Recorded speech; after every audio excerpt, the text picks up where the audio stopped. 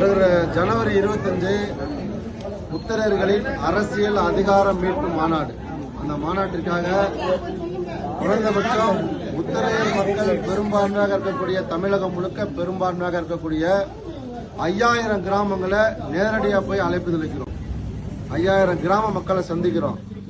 5 லட்சம் பேர் திருச்சி மண்ணில் திரள போறாங்க. ஒரு மிகப்பெரிய அரசியல் மாற்றத்திற்கான அடிகோலா அந்த மாநாடு இருக்கும்.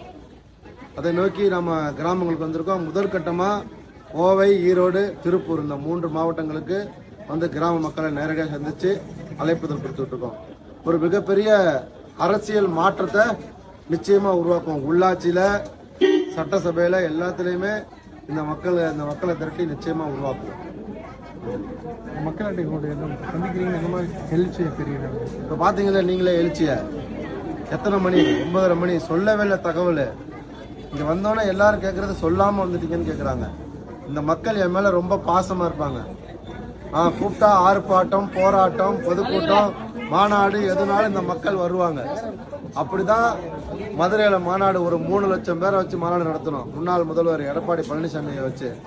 இப்போ 5 லட்சம் பேர் கூட போறோம். எல்லா இடத்துலயுமே சிறப்பான வரவேற்பு, அன்பான வரவேற்பு எனக்கு தமிழகம் முழுக்க இருக்கும்.